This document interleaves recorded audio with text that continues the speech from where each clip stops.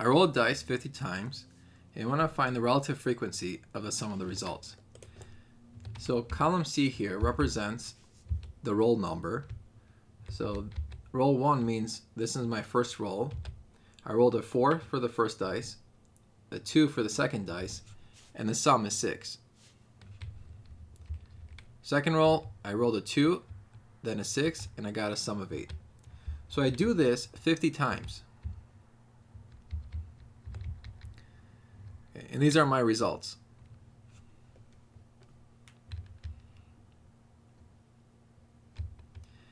Okay, now the next column. So starting with I, the sums I can get are 2 through 12. And then I count how many times did I get a sum of 2. So I would go down column F here and look at the sum. And it turns out it only happens once. And that is when I rolled the 29th roll, I got a 1 and a 1 to get a sum of 2. So you would do the same thing with the rest of the sums. You would count how many times you got a sum of 2 through 12. And the total should always be the number of rolls that you did, which was 50. Now for the relative frequency, all you do is just take the frequency divided by the total, which is 50. So I rolled a 2 once, so that's 1 out of 50. I rolled a 3 twice, that's 2 out of 50. I rolled a 4 3 times, that's 3 out of 50, etc. So the total probability should add up to, the total relative frequencies should add up to 1. So that's always a good check. Now if I want to find the actual probabilities, I want to draw out a table with all the different possible outcomes.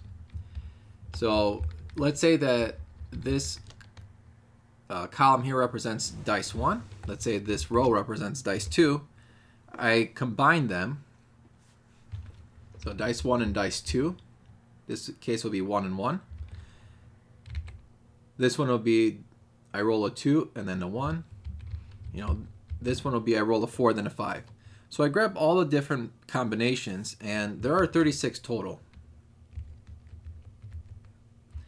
So then I come down here and I look at the sum. Well, one thing about this table is that if you look at the diagonals have all the same sum. So for the first diagonal, it's just 1, 1, which is 2. The second diagonal is 2, 1, and 1, 2. That's these two. That diagonal sums up to 3. The next diagonal sums up to 4. And that's 3, 1, 2, 2, 1, 3, etc. You just keep adding up just keep looking at the diagonals, and they all have the same sum.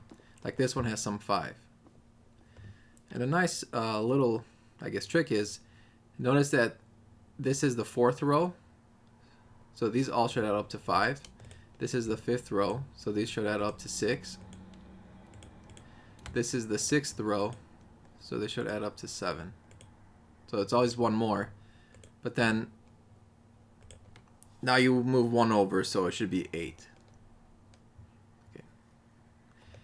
So anyways, that's what the sum is. So I wrote it down here. I copied the diagonals, basically. So like 1, 1 is the same. 2, 1, and 1, 2 right here. 3, 1, 2, 2, 1, 3. Those are these guys. Okay, so I just went through each diagonal, wrote them down, put what the sum was, and the frequency of the sum. So here, there's only one way you get the sum of 2, which is 1, 1. There's 2 ways you can get a sum of 3, which is 2, 1, and 1, 2. So the frequency is 2. There are 3 ways you can get a sum of 4. It's 3, 1, 2, 2, 1, 3, etc. So you just count how many. You're basically counting the diagonals in the frequency column.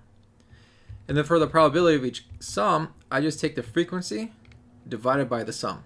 So kind of what we did with the relative frequency. But this one, we're actually looking at probabilities. And the other one, we were looking at just us rolling a dice. So that was like an empirical data.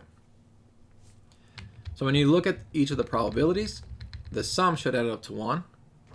And the sum of the frequencies should add up to 36.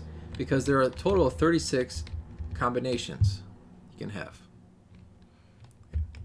And this completes the problem.